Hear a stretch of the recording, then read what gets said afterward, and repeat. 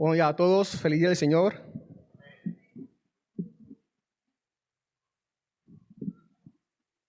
Más adelante se va a volver a anunciar, ahora en el tiempo de los anuncios, pero quiero recordarles, ya se ha venido anunciando que el próximo domingo estamos celebrando aniversario, entonces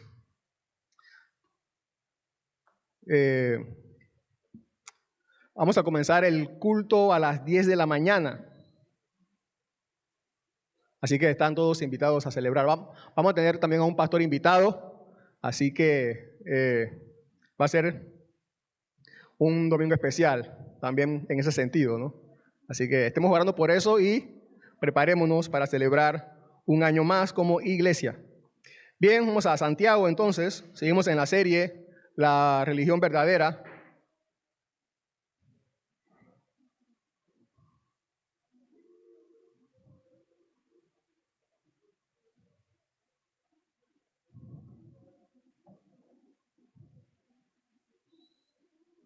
Santiago, vamos a leer del versículo 1, capítulo 1, versículos 19 al 25. 19 al 25.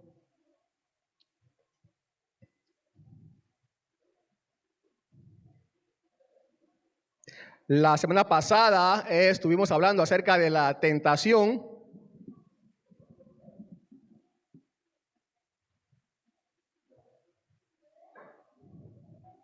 Entonces, dice el versículo 19, esto lo saben mis amados hermanos, pero que cada uno sea pronto para oír, tardo para hablar, tardo para la ira, pues la ira del hombre no obra la justicia de Dios, por lo cual, desechando toda inmundicia y todo resto de malicia, reciban ustedes con humildad la palabra implantada, que es poderosa para salvar sus almas.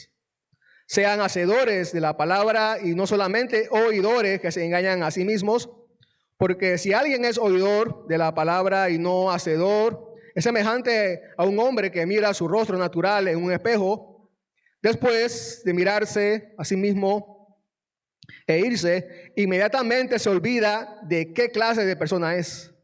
Pero el que mira atentamente a la ley perfecta, la de la libertad, y permanece en ella, no habiéndose vuelto un oidor olvidadizo, sino un hacedor eficaz, este será bienaventurado en todo lo que hace.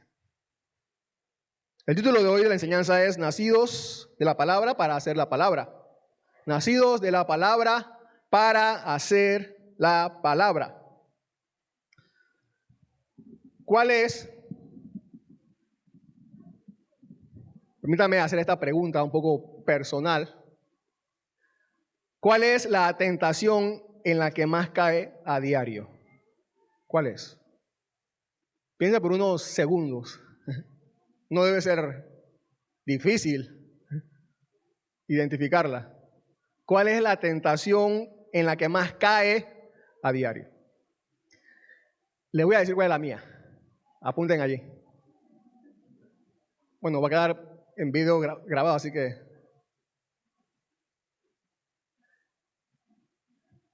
es reclamarle a Dios cuando yo creo que es injusto. La tentación en la que más caigo a diario. En reclamarle a Dios cuando yo creo que Él es injusto. Soy tentado, no sé usted, soy tentado a hacerle ver a Dios que yo soy más justo que Él. Piense en los hermanos a quienes le escribe Santiago, a quienes les escribió Santiago y que estamos leyendo. Ellos estaban bajo persecución, bajo duras pruebas y tentaciones. Habían perdido muchas cosas importantes para subsistir, sus casas, alimentos, libertad. Habían sufrido muchas injusticias.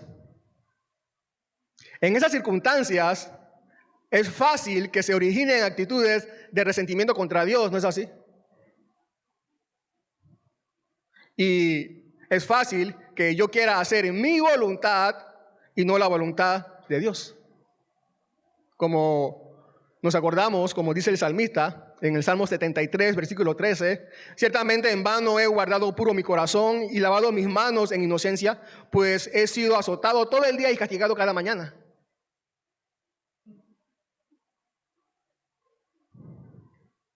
Job también se quejó. Nos gusta hablar de Job cuando dice, el Señor dio, el Señor quitó, sea el nombre de Dios bendito. Pero Job también se quejó.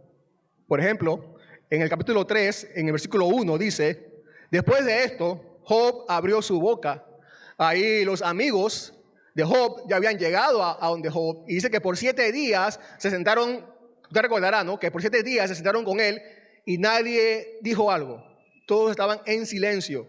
Después de esto, Job abrió su boca y maldijo el día de su nacimiento.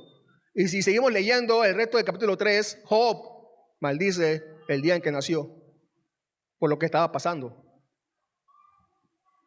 En el capítulo 7, versículo 4 y 5, Job, fíjense lo que dice. Cuando me acuesto digo, ¿cuándo me levantaré? Pero la noche sigue y estoy dando vueltas continuamente hasta el amanecer de la piel que tenía enferma, ¿no? Mi carne, dice el versículo 5, está cubierta de gusanos y de una costra de tierra. Mi piel se endurece y supura. Y miren lo que dice el versículo 11 del mismo capítulo.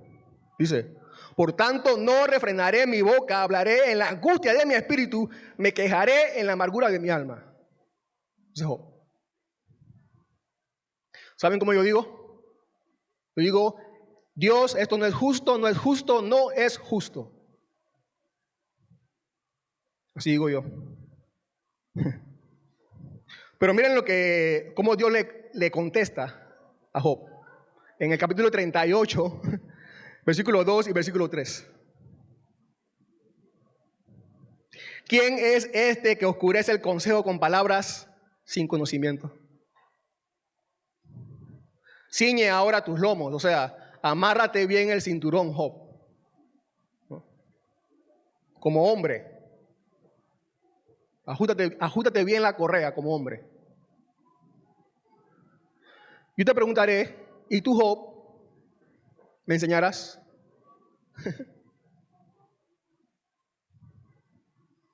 Job estaba, dice allí, oscureciendo el consejo de Dios con palabras insensatas, sin conocimiento.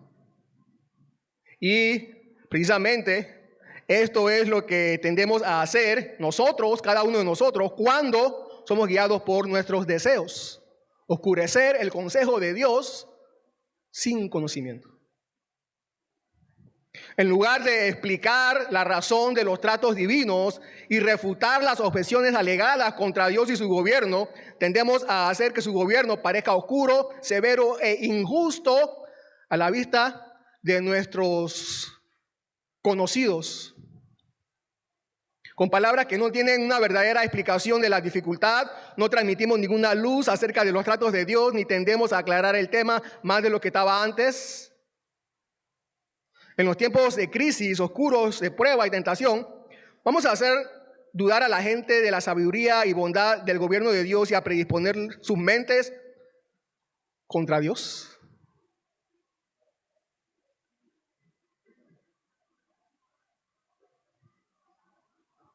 ¿Cómo pasar la prueba? ¿Cómo vencer la tentación?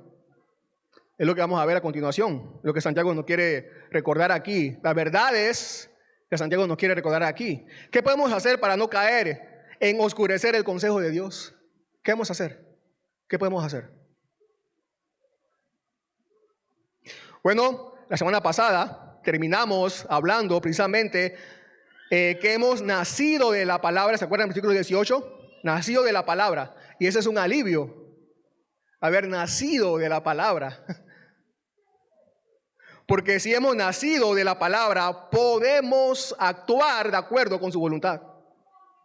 Recordemos el versículo 18 que dice, en el ejercicio de su voluntad, Él nos hizo nacer por la palabra de verdad para que fuéramos las primicias de sus criaturas. o sea, lo mejor de su creación. Nos hizo nacer de nuevo, para que ese fuera nuestro propósito, lo mejor de su creación, de su nueva creación. Recuerdan que Jesús le dijo a Nicodemo, para ver el reino de Dios tienes que nacer de nuevo. No se trata de creer es que yo creo que Dios existe, por eso voy al cielo. No. Jesús le dijo a Nicodemo, si quieres ver el cielo, tienes que nacer de nuevo, una nueva vida. Y aquí Santiago nos está recordando que este nacer de nuevo no depende de nosotros, no depende de ti, no depende de nosotros, es la voluntad de Dios. Depende de Dios, es la voluntad de Dios. El ser humano es incapaz de cambiar su propio estado natural.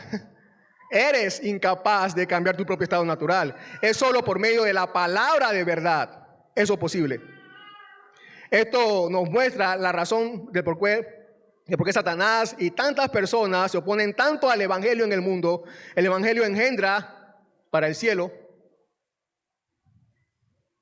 Esto nos informa que el evangelio perdurará en el mundo mientras Dios tenga que salvar y engendrar. Pero entonces por esta razón, nadie podrá extinguirlo. Es una palabra de verdad, y la verdad, que no es una cosa, sino que es alguien, que es Cristo, es poderoso y prevalecerá para siempre. La palabra de verdad produce la vida, que es la verdad, o la vida de verdad. La vida de verdad es producida solamente por la palabra de verdad, por nada más. Entonces, ¿cuán agradecidos estamos por esta poderosa gracia que asegura que nuestra vida sea eternamente indestructible?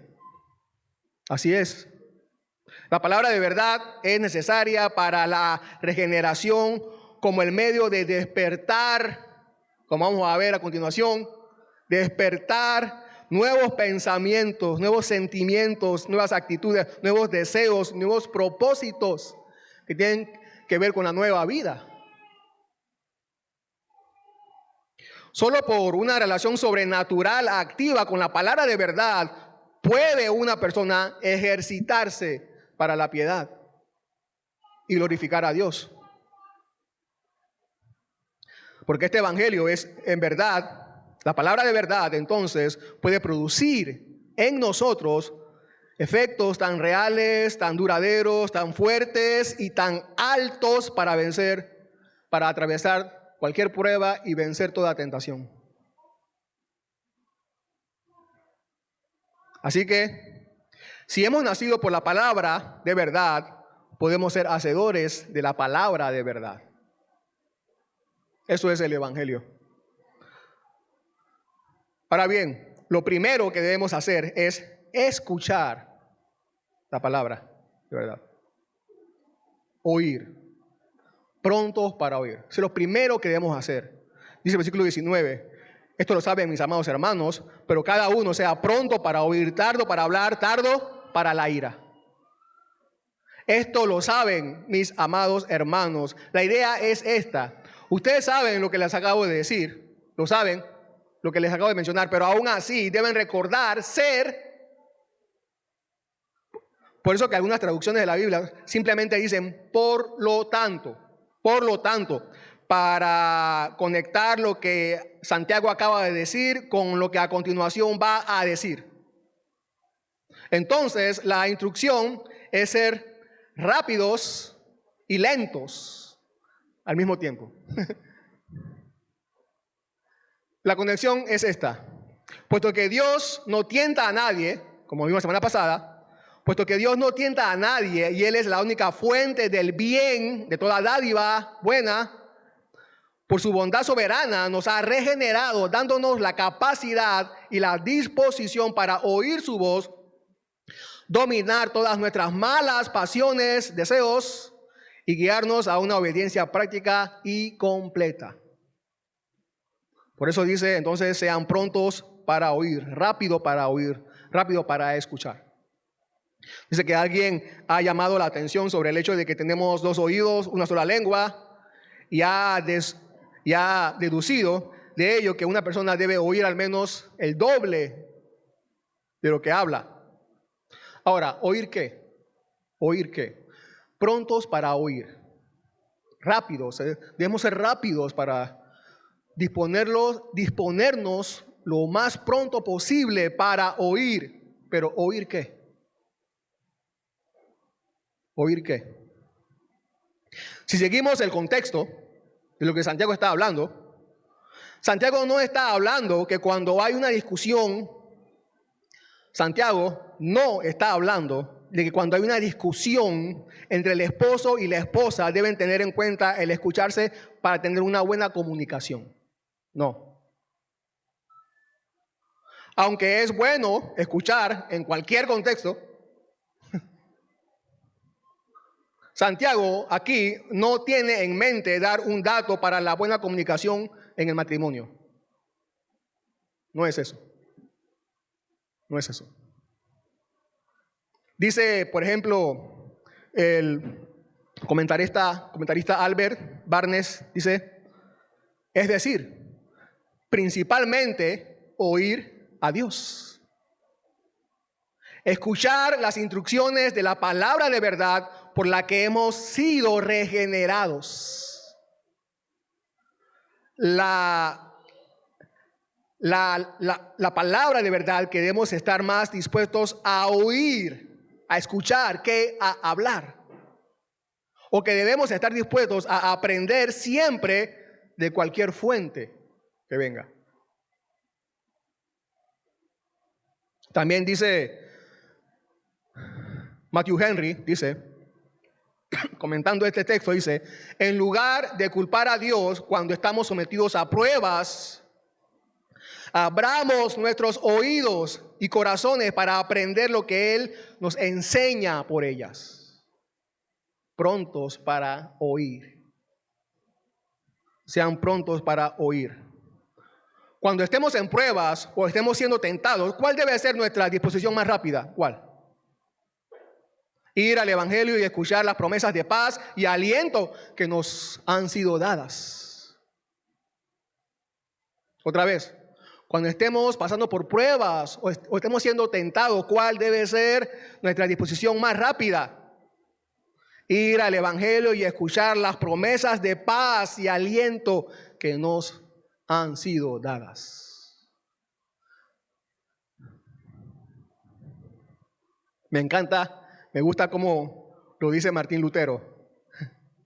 Martín Lutero dice, debo oír el Evangelio. Dice, debo oír el Evangelio. Él me dice, no lo que debo hacer, sino lo que Jesús, el Hijo de Dios, ha hecho por mí. En Él están las promesas que nos han sido dadas para nuestra paz y nuestro aliento en medio de las dificultades, pruebas y tentaciones. Tardo para hablar, porque corremos el peligro de hablar más de lo que es incorrecto que lo correcto cuando estamos pasando por pruebas, como Job, que acabamos de recordar, o cuando estamos siendo tentados. Qué mal es cuando nuestros conocidos, familiares, compañeros, amigos, descubren que tenemos diferentes opiniones y todas imprecisas basadas en nuestras emociones circunstanciales sobre las cuestiones que conciernen a Dios y a su trato con nosotros.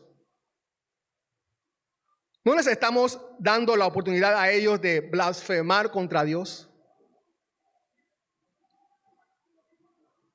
Así que debemos ser lentos para hablar, prontos para escuchar a Dios, muy lentos para hacer nuestra propia interpretación y más lentos para hacer acusaciones contra Dios. Si hablamos apresuradamente, la lengua se enciende, seremos sumamente indiscretos y nos provocaremos. Entonces, ¿cuál es la consecuencia?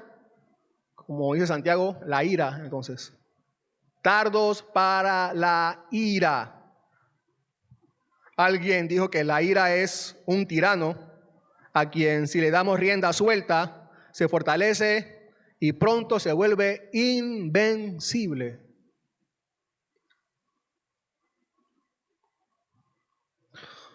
Otro comentarista llamado Joseph Benson dice, si seguimos el contexto, ¿no? Esto puede entenderse como una advertencia para que no cedamos fácilmente a la provocación en ningún aspecto y especialmente cuando somos tratados injustamente, como lo estaban haciendo los hermanos a quienes Santiago le escribe. El Evangelio es la única gracia que nos ha dado el poder para estropear toda manifestación de ira. Si no somos lentos para enojarnos y quejarnos contra la providencia de Dios, mostraremos tal falta de autocontrol que nos privará del poder de influenciar a los que están a nuestro alrededor y perdemos la oportunidad de compartir la belleza del Evangelio también. Hay una sola persona que tiene todo el derecho a airarse rápidamente. ¿Quién es? Dios. Sin embargo, Dios es conocido como un Dios que es lento para la ira. Seamos entonces, mostremos que somos hijos e hijas de Dios.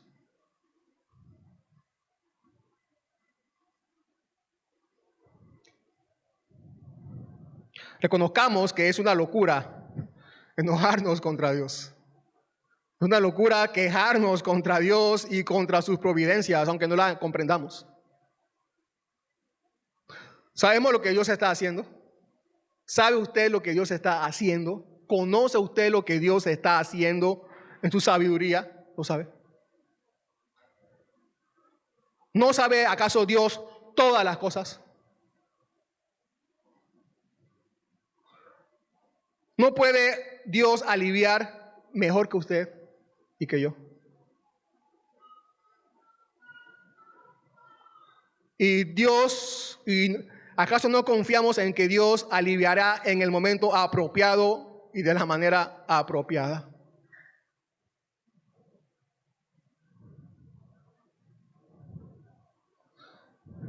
Sigue Santiago diciendo, versículo 20, pues la ira del hombre no obra la justicia de Dios. En otras palabras, mi manifestación de ira no promueve los intereses del reino de Dios.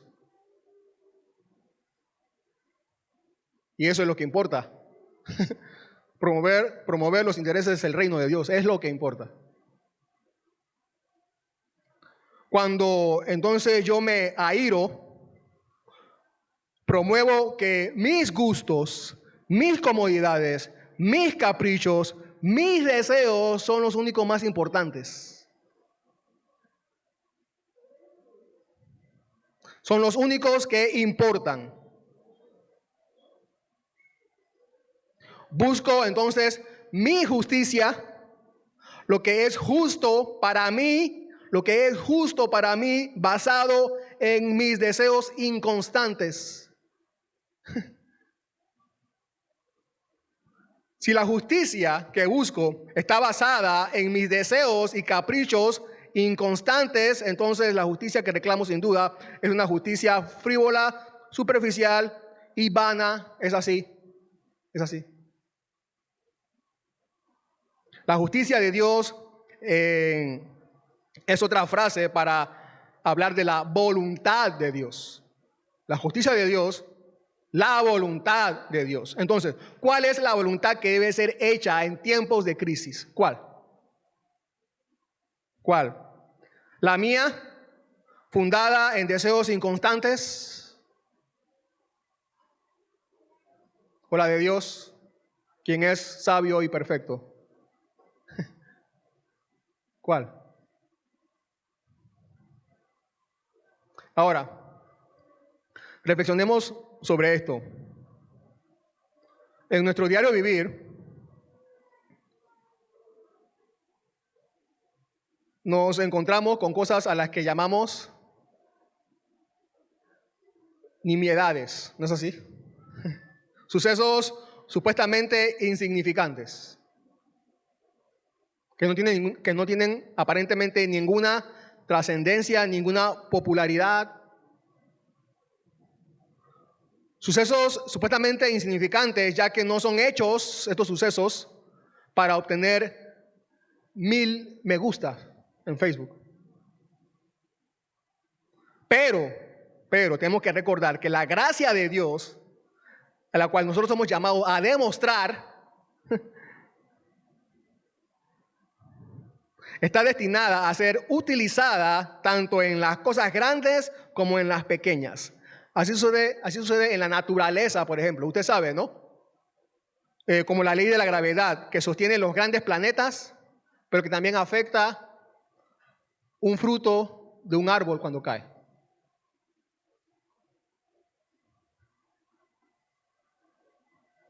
Y así cada uno de nosotros tiene diariamente la oportunidad entonces de aplicar la gracia de Dios. No solo en grandes escenarios, no solamente a la vista pública, sino también en nuestros tratos con nuestros conocidos más íntimos, cuando nadie nos ve. Recuerde que Santiago basa esta instrucción en el hecho de que hemos sido regenerados, nacidos de nuevo por la palabra de verdad para hacer lo mejor de la creación de Dios.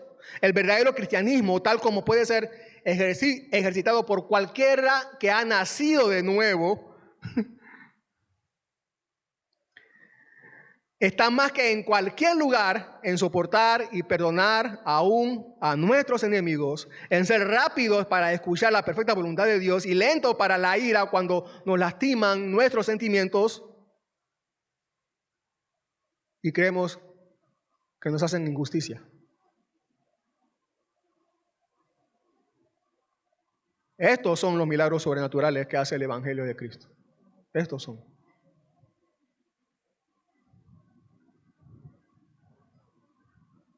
Por lo cual, dice el siglo XXI, Santiago, desechando toda inmundicia y todo el resto de malicia, reciban ustedes con humildad la palabra implantada que es poderosa para salvar sus almas. Si seguimos el contexto, entonces, toda inmundicia y malicia, ¿a qué se refiere?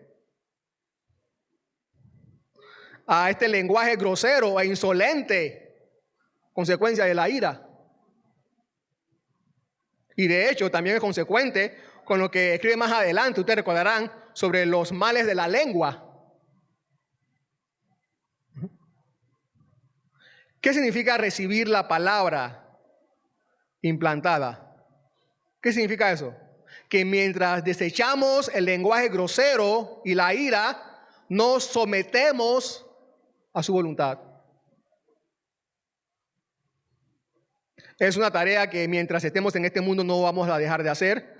La tentación de reclamar nuestra propia justicia, la tentación de reclamar mi propia justicia y no hacer la de Dios siempre aparecerá mientras estemos en este mundo caído, injusto, confuso y propenso a traernos más y más dolores y aflicciones.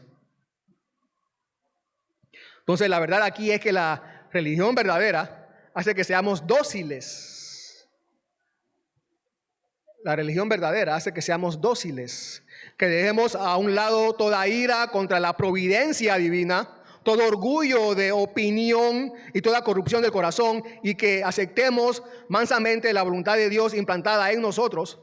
Esta voluntad de Dios, o como dice Santiago, la palabra implantada en nosotros, ¿qué es sino la promesa del nuevo pacto? ¿Se acuerdan? Cuando el mismo Dios promete que Él en cada uno de los de su pueblo escribirá sus leyes, su ley en sus corazones. Allá en Ezequiel y Jeremías, ¿se acuerdan?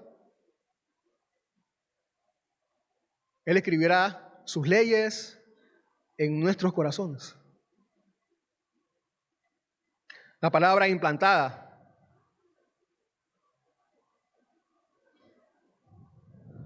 Alabado sea el Señor que nos ha dotado de esta gracia que es poderosa para, entonces, como dice Santiago, salvar nuestras almas de caer en cualquier tentación de orgullo contra Dios. La palabra de verdad implantada que salva nuestras almas de caer en la tentación de orgullo contra Dios. Bueno, entonces por estas razones, debemos ser prontos para oír, prontos para escuchar la palabra de Dios, para escuchar la voluntad de Dios, para escuchar el evangelio, pronto, rápido. Es nuestra primera y más rápida disposición que debemos hacer, pero no debemos estar satisfechos solo con oír. No.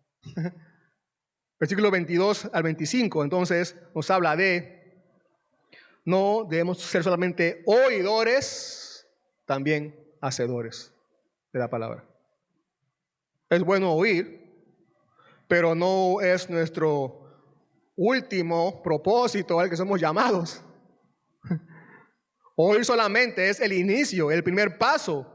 Dios nos ha regenerados para oír el evangelio, el cual no podíamos escuchar antes de ser regenerados por la palabra de verdad, pero también para hacer la palabra de verdad. O sea, para practicarla, ejecutarla, cumplirla. Si Dios le da nueva vida a alguien, es para eso. Es para eso. Para cambiar su estilo de vida.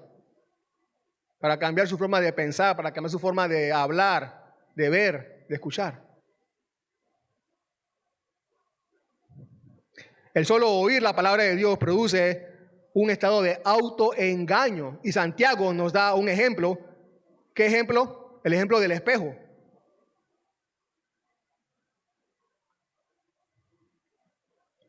Y para entender bien este ejemplo, tenemos que recordar que los espejos que usaban en ese tiempo los judíos y los griegos y los romanos no eran como los nuestros, sino que más bien eran un metal pulido que reflejaba una imagen, pero no tan nítida como nuestros espejos modernos. No tan perfecta como nuestros espejos modernos. Este es un ejemplo entonces popular en ese entonces para el conocimiento imperfecto de la persona sobre las cosas divinas. En el versículo 25, ustedes hemos leído que Santiago menciona ahí al que mira atentamente. Al que mira atentamente. O sea que el contraste es entre uno que mira descuidadamente o a la ligera o de pasada, como decimos, y otro que mira atentamente. Ese es el contraste. Podemos vernos de dos formas en el espejo, de manera ligera o detenernos más tiempo, podemos vernos con poca atención o con mucha atención. El que solo oye la palabra es como el que se mira de manera ligera o descuidada.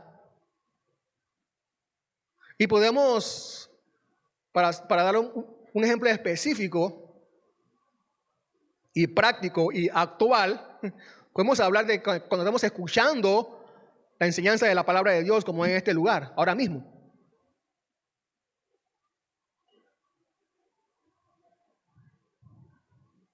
El que solo oye la palabra, el que solamente oye la palabra, es como el que se mira de manera ligera en el espejo o de manera descuidada, de pasada, rápidamente.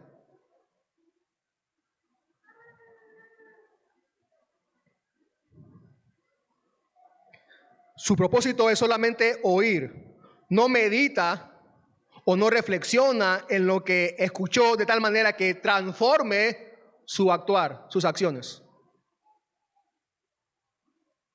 En su visión, cree tener una relación correcta con Dios, pero la realidad es que no es así. Como el que cree que solo es suficiente con una mirada rápida para tener una imagen real de sí mismo. No. Para tener una imagen real en el espejo tenemos que detenernos y mirar con atención. Nada, dice un comentarista, nada puede expresar mejor la superficialidad y la fugacidad del conocimiento sin obediencia.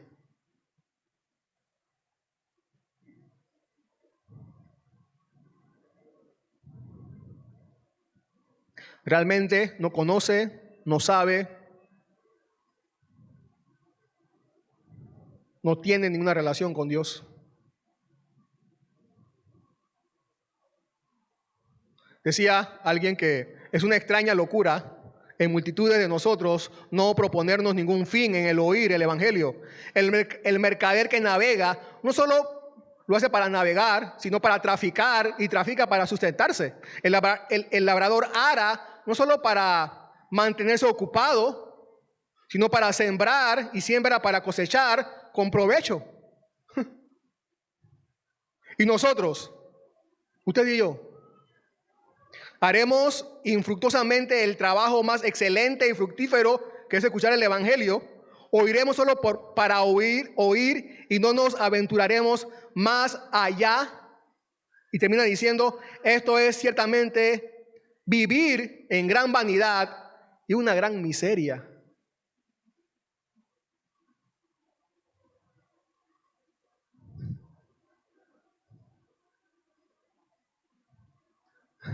Hay tres tipos me encontré con que hay tres tipos de oyentes simples. Hay tres tipos de oyentes simples. Dice que están los oyentes, o está el oyente vacío. Este es que son traídos mecánicamente, hablando del contexto aquí en el templo, aquí en este lugar, que son traídos mecánicamente, dejan todo en sus casas excepto sus cuerpos. El oyente vacío es traído mecánicamente, que deja todo en su casa menos sus cuerpos. ¿Eres tú ese oyente? ¿Es usted ese oyente? Está otro, dice que el oyente criticón parece prestar atención a un tema, pero solo para criticarlo y atrapar al predicador en algún dato equivocado. O escucha para señalar los defectos de los demás. El oyente criticón. ¿Eres tú ese oyente? ¿Es usted ese oyente? Y también dice que está el oyente a la moda. Viene a exhibir sus atractivos. Es respetable, como es respetable asistir al culto, por lo tanto, vienen. ¿No? ¿Es usted ese oyente?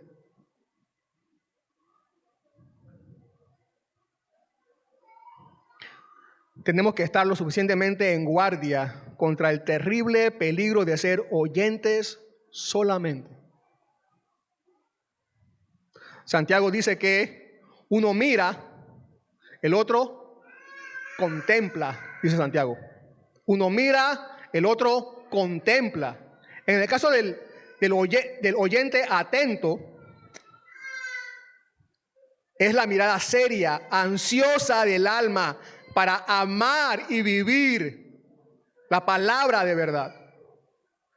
¿Eres tú el mero oyente que echa una ojeada apresurada y que siempre considera que el Evangelio es aburrido y te alegras de descartar el tema de la religión tan pronto como termina el culto de adoración?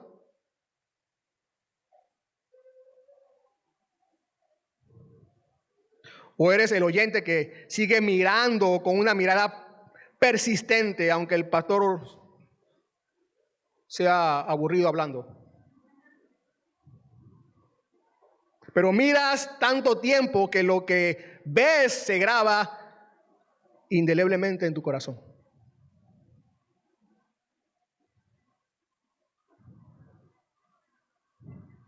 ¿Cuál somos nosotros? El Evangelio, fíjense, aquí Santiago llama al Evangelio una ley. Una ley. Dice Santiago allí. El que mira atentamente a la perfecta ley, o sea, el Evangelio, ¿no? Ahora, no es una ley como la demanda de una obligación, no es en ese sentido, sino porque es una declaración de la salvación que hay en Cristo. Por eso, Es el Evangelio una ley. Un manifiesto de paz y perdón por Cristo. Y también habla de que es perfecta. Y es perfecta porque es una revelación de la perfecta justicia de Cristo, de la perfecta y completa salvación en Cristo y de su perfecto perdón de nuestros pecados por medio de Cristo. Y también a la palabra de Dios, Santiago le llama la ley de la libertad. La ley de la libertad, dice.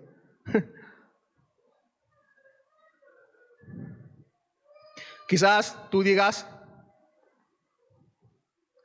es que yo nací así, yo soy así y nada puedo hacer.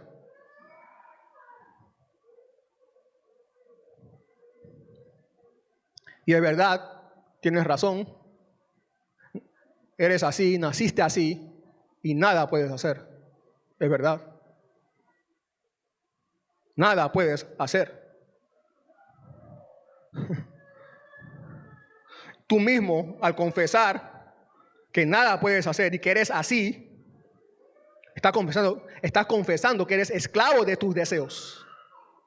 ¿No es así? Si tú dices, soy así y nada puedo hacer, estás confesando que eres esclavo de tus deseos. Pero, hay una ley de la libertad. Hay una ley de la libertad, una ley que es poderosa y que nadie se puede resistir a esa ley de la libertad, que es el Evangelio, la palabra de Dios, la palabra de verdad. Cuando el Evangelio llega a tu vida, eres libre. Eres libre. Si hay una libertad que debes tener, es la libertad que da Dios por su palabra en Cristo Jesús. Esa es la ley de libertad que debes tener. Es una ley de la libertad porque habla de la obra de Cristo por nosotros que es el decreto de Dios de que somos libres del gobierno del pecado. Y si ya usted es cristiano, ya ha experimentado lo incomparablemente gratificante que es ser libre de la servidumbre de los deseos contrarios a la voluntad de Dios. Es algo maravilloso y que no podemos experimentar si no hemos nacido de la palabra de verdad. Él nos ha hecho volver a nacer precisamente para que hagamos del Evangelio nuestro estilo de vivir, nuestro estilo de vida. Y nunca podemos perder haciendo la voluntad de Dios. Nunca. Es verdad, aquí Santiago al final habla de la que somos bienaventurados. Vamos a ser bienaventurados en todo lo que hacemos, ¿no? Si hay una religión verdadera, esta tiene que dar más que un sentimiento de paz, tiene que dar realmente felicidad. Y esa religión es el cristianismo.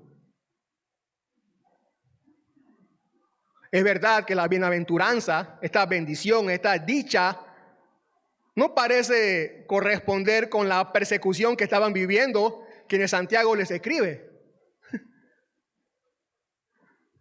Ni tampoco, aparentemente, vemos cómo nosotros somos bienaventurados con todas las aflicciones con todas las aflicciones que vivimos la semana que pasó.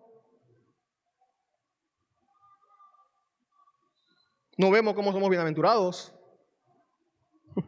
después de haber pasado eso, o estar pasando por aflicción. Pero seremos bienaventurados en todo lo que hacemos. No porque no tendremos aflicciones, sino porque en las peores circunstancias haremos la justicia de Cristo, justicia que es la fuente de todo bien. Y ahí está la felicidad. Ahí está la felicidad. Así que, hermanos, si hemos nacido por la palabra, podemos vivir la palabra de verdad. Oremos. Señor, gracias. Padre, gracias, Señor, por tu evangelio, por estas maravillosas noticias, Señor, que podemos recordar hoy día. Gracias, Señor. Estábamos tan perdidos, estábamos tan lejos, Señor, de poder experimentar, Señor, sin esperanza, sin esperanza. Pero ahora tú nos has dado, Señor, este evangelio maravilloso con la esperanza, Señor. ¿Cómo haríamos, Señor, si no pudiéramos, viviendo en este mundo confuso, oscuro, sin esta esperanza que nos has dado? Gracias, Señor. Ayúdanos, danos tu gracia para poder soportar, para poder pasar las pruebas, pasar las tentaciones, Señor, de manera que tú seas glorificado con todo lo que nosotros decimos y hagamos, cantando, Señor, una alabanza a ti por tus maravillosas promesas aquí y por la eternidad. Amén.